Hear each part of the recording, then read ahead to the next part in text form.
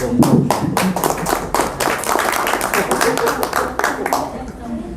kasih moderator atas waktu yang diberikan. Assalamualaikum warahmatullahi wabarakatuh. Waalaikumsalam warahmatullahi wabarakatuh. Salam sejahtera bagi kita semua.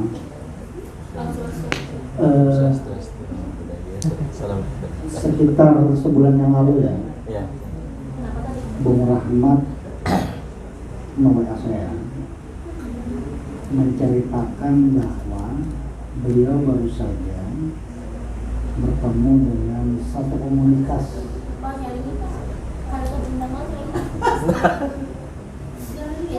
Ini volumenya yang mesti dinyariin.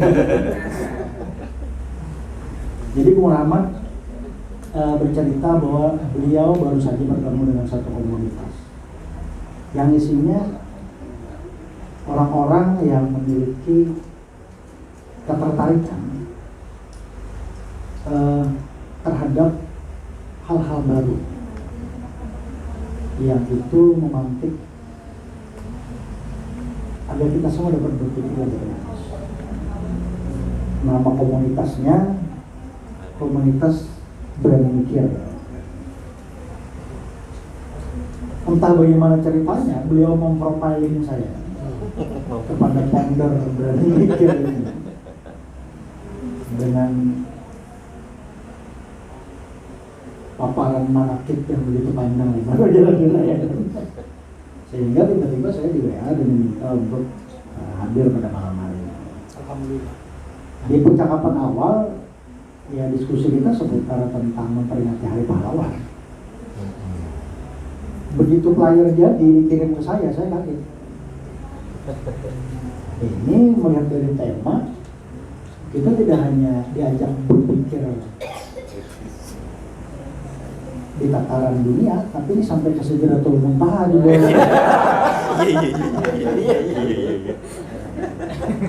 Dan ini salah satu tema yang menurut saya agak berat dari sekian banyak kegiatan-kegiatan diskusi, simposium atau seminar yang pernah saya isi. Ya, bagian mana yang saya anggap berat itu yang ada warna merahnya itu tuh, berani untuk benar. Jadi sempat terlintas di pikiran saya, orang tuh kalau kepengen jadi pemberani harus benar dulu atau enggak ya? Karena kita sering juga menemukan mereka yang salah justru lebih berani dari yang benar. Itu fakta Pak. Itu fakta itu. Fakta sosial. Yang benar kadang-kadang takut. Karena ada ungkapan Imam Ali itu, kejahatan yang terorganisir akan mampu mengalahkan kebaikan yang tidak terorganisir. Karena penjahatnya banyak, yang benar jadi takut. Jadi sebenarnya antara ketakutan kebenaran dengan keberanian itu dua hal yang tidak ada hubungannya sama sekali. Kalau mau berani aja, nggak perlu benar. Zaman sekarang ya. Pukuli. Boleh. Nah, itu ya. Tapi secara psikologis itu bisa diulas lebih jauh. Tapi saya ingin mencoba memulai diskusi kita hari ini dengan satu cerita. Mungkin di antara rekan-rekan yang hadir pada malam hari ini itu pernah mendengar nama salah seorang ilmuwan peraih Nobel Fisika di abad modern ya. Namanya Albert Einstein. Pernah dengar ya? Sering. Beliau penemu teori relativitas. Ketika Einstein meninggal, otaknya itu menjadi buruan para ilmuwan, terutama ilmuwan neuroscience. Neuroscience itu satu cabang ilmu yang memfokuskan diri pada kajian tentang anatomi otak.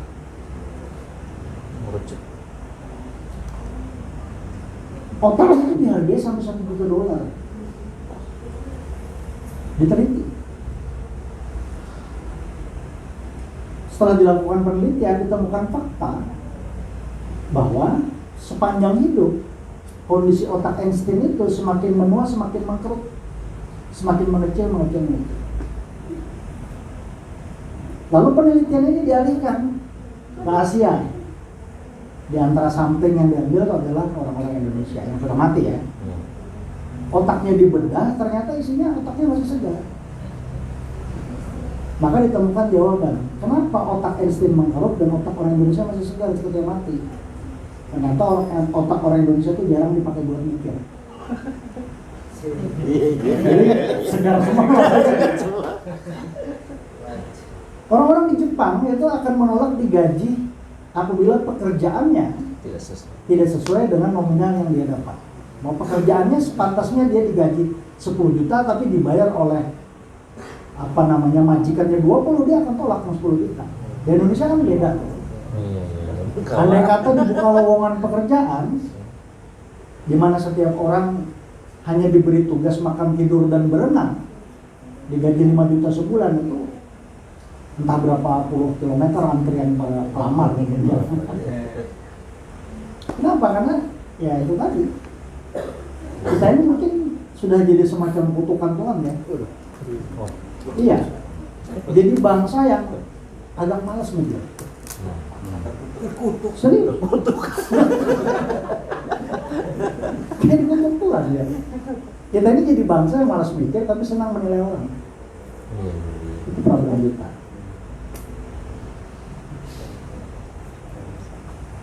Dan kalau berbicara tentang pemikiran,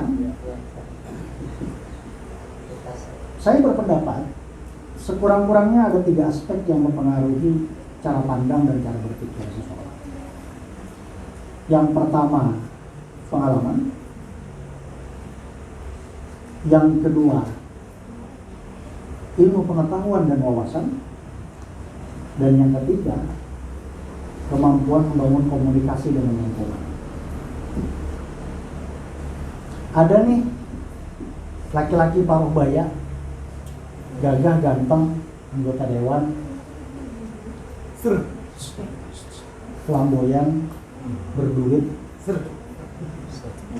Selama hidup dia 10 kali pacaran, 10 kali diputusi perempuan. Cakep. Maka bagi, saya tidak menyebutkan nama ya, inisial saja ya, AS sebutlah demikian.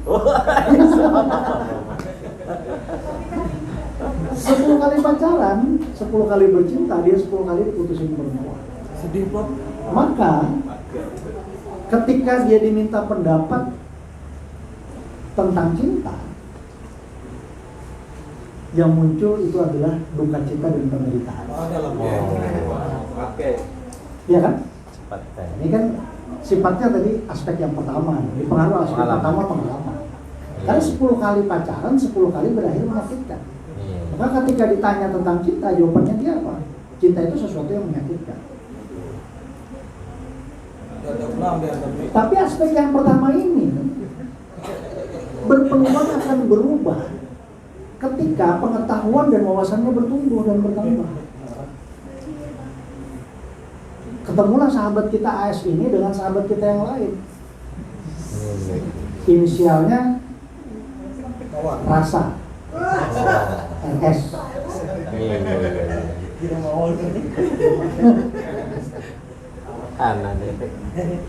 Kata Bung AS, bagi saya cinta itu menyakitkan karena 10 kali menjalin hubungan, 10 kali berakhir duka dan penderitaan. Kata Bung Rasa, justru saya sebaliknya. 10 kali pacaran, 10 kali menjalin cinta, semuanya berakhir bahagia. CEO. Bikin komunikasi. Wawasannya bertambah, pengetahuannya bertumbuh, komunikasinya jalan. Dan itu berpeluang merubah mindset dan cara pandang orang. Kenapa demikian? Karena sejatinya struktur berpikir manusia itu sangat dibatasi oleh 2 hal. Yang pertama, norma yang dianutnya. Yang kedua, lingkungan sosial yang mempengaruhinya. Nggak ada orang yang benar-benar bisa bebas dalam berpikir. Contoh misalnya, di kehidupan masyarakat kita yang disinggung awal oleh moderator sebagai masyarakat yang religius, maka kecenderungan masyarakat kita untuk mengakui keberadaan Tuhan dan menganggap agama itu sebagai sesuatu yang penting, sebagai kendali moral itu sama.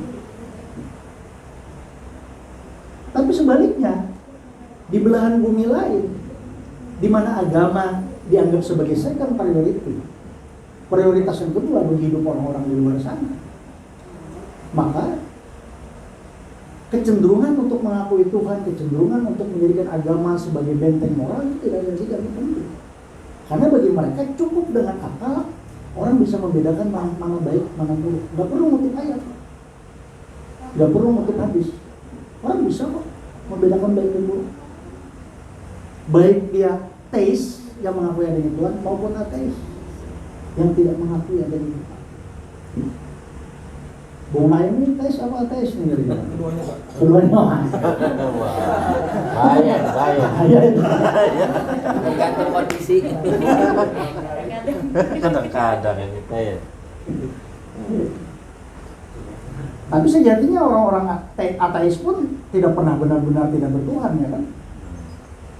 Hanya saja Tuhan dalam pemahaman orang ateis itu berbeda secara definisi dengan Tuhan yang dipahami oleh masyarakat yang teis yang memahami Tuhan. Ada yang menuhankan kekuasaan, ada yang menuhankan materi tadi kan, ada yang menuhankan perempuan mungkin. Cocok Pak. Ini bila Bung Naim nih kesini, tadi kayak Bung Rahmat ya kan. Bung Naim dari rumah datang ke sini, Siap.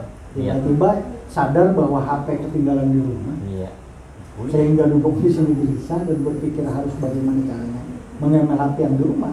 Itu tanpa disadari dia sudah menuhankan HP. Nah, Masih bujuk belum ya? nah, setuju. Atau ada motif lain, ada cat yang disembunyikan. Nah, warna apa?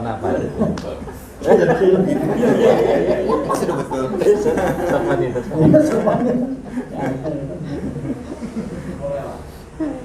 Berani untuk benar.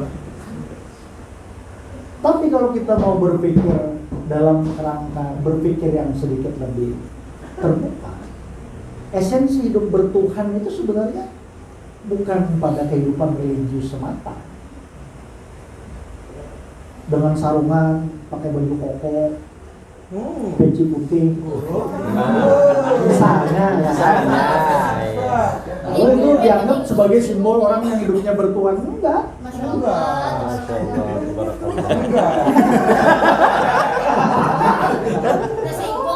Ini kan memang ya harus disini. harus disinggung. Sudah mikir. Iya. Yang datang pakai gamis panjang, jilbaban. Kita aja. Belum tentu hidupnya lebih bertuhan dari yang nggak pakai hijab, kan begitu. Karena esensi hidup bertuhan itu kita tidak korup, tidak mengambil hak orang lain, tidak berlaku kejam atau zalim terhadap orang lain, itu kita udah bertuhan. Luar biasa ini. Itu pada tataran berpikir yang sedikit lebih terbuka. Jadi makam. Oh silakan, ini kan lain. Meski kalau kita mau melihatnya dalam perspektif agama, tentu itu akan menimbulkan banyak perdebatan panjang. Kan begitu. Ini saya mencoba mengkontekstualisasikan diskusi kita malam hari ini dengan tema. Salam itu. Peradaban tadi itu Bang. Iya. Arpun, salah seorang pemikir Muslim yang cukup dikenal, itu membagi kelompok manusia itu ke dalam dua jenis. Kelompok pertama disebut dengan thinkable dan kelompok kedua disebut unthinkable. Thinkable itu adalah kelompok manusia yang pola berpikirnya standar.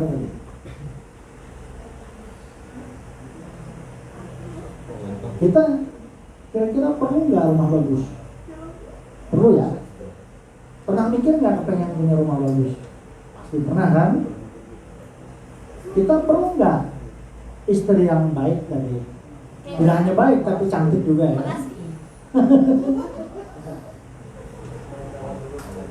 Kita perlu nggak kendaraan yang nyaman, ya? Uang yang banyak? Seperti CP gitu. Ya, Iya. macam-macam. Kalau isi kepala kita dipenuhi dengan kebutuhan-kebutuhan yang tadi saya sebutkan, Memang butuh. maka menurut Arkun level kita itu ada pada kelompok manusia yang thinkable, yang struktur berpikirnya seperti manusia kebanyakan. Sementara orang-orang yang berpikir unthinkable ini orang-orang yang berpikir beyond the symbol, melampaui batas simbolik, tidak terlalu menggantungkan hidupnya kepada hal-hal yang sifatnya pernak-pernik, tidak terlalu menggantungkan kehidupannya pada hal-hal yang bersifat simbolik, tapi dia berpikir lebih substantif, mendalam. Karena ini bahayanya nih modernitas nih. Salah satu bahaya modernitas itu apa? Hari-hari kita dengan gampang menyimak dan menonton kedangkalan demi kedangkalan. Jarang orang yang mau berpikir lebih mendalam. Kenapa? Karena apalagi bagi orang Banjar ya. Orang Banjar ini stereotipenya, jeleknya orang Banjar dari sisi budaya, dia dibentuk dari budaya dagang. Nenek moyang kita tuh pedagang, bukan pembalap ya. Nah, orang yang dibentuk dari budaya dagang, struktur berpikirnya untung rugi. Makanya kalau orang Banjar diajak kegiatan semacam ini, pertanyaan yang pertama kali muncul apa? Jadi duit kan? Cocok. Jadi baras kan? Nah, Kalau jadi duit juga, kalau jadi baras juga, lima-lima memikirkan Plato, ya kan? Lima-lima memikirkan Sokrates. Itu kan makanya. Iya, siap. Yang penting itu. jadi pikirin. Kita memikirkan Plato, Sokrates, belum tentu Sokrates memikirkan kita.